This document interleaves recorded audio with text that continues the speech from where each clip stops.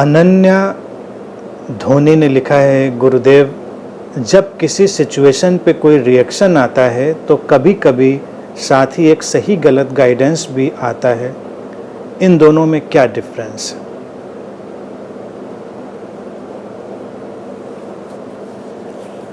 Ananya, you are fortunate that it's happening. व्यक्ति के भीतर ही सारी संभावनाएं हैं।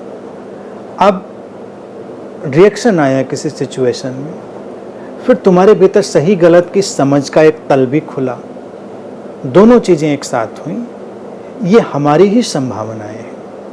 हमारे भीतर जो मैंने कहा ना, जैसे ईगो को डिवाइड किया था वैसे ही माइंड को भी मैं समझाने के लिए कहता हूँ। समझाने के लिए केवल है, ऐसा कोई डिवीजन की एलओसी नहीं खींची हुई है, line of control.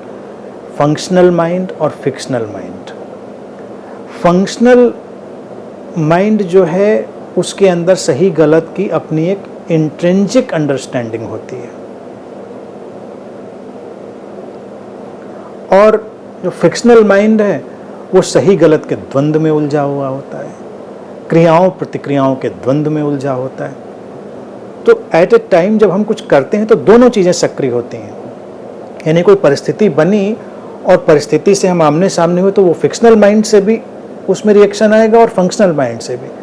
Fictional mind में जो प्रतिक्रिया जाएगी वो सही गलत के द्वंद्व की, और क्या होना चाहिए नहीं होना चाहिए, अच्छा होगा बुरा होगा, ये कॉन्फ्लिक्ट।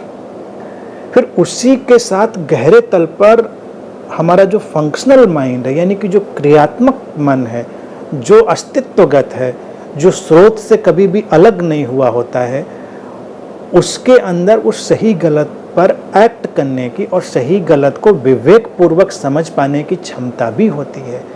इसी को कई लोग इनर वॉइस भी कहते हैं। जैसे कि हम स्पिरिचुअल लिटरेचर देखें तो उसमें इनर वॉइस का जिक्र हमेशा होगा कि हमारे अंदर से आवाज़ आई। तो ये जो फंक्शनल माइंड की नेचुरल स्टेट है, जो हमेशा सोर्स से कनेक्टेड है, वो इनर वॉइस की तरह हमको गाइड भी करती है। उसको समझना चाहिए। फिक्शनल माइंड जो द्वंद्व लाया उसको भी रहने दीजिए, उसमें उलझिए नहीं, थोड़ा शांत होइए, ठहरिए। तब उस फंक्शनल माइंड की वो जो आवाज़ है जो सही गलत को बताती है वो और स्पष्ट होगी। उसी को हम अंतर मन की आवाज़ या अंतरात्मा की आवाज़, इनर वॉइस भी कहते हैं। और सही गलत को वो बताएगी ही नहीं, सही की तरफ हमको इशारे करके हमको क्षमता भी देगी कि हम उसको करें। तो इसीलिए प्रत्येक व्यक्ति के अंदर वो अंतर्निहित संभावना है, वो इनबिल्ट पॉसिबिलिटी सभी के अंदर है। तो तुम्हें ये अनुभव होता है तो ये सुंदर है, फॉर्चुनेट है, अस्तित्व की अनुकंपा है। तो जो अंदर से सही गलत की आवाज़ आती है या अंतर्दृष्टि आती है उस पर फोकस करें, और जो बाहरी तल पर द्वंद्व आता है उसमें नहीं उलझें।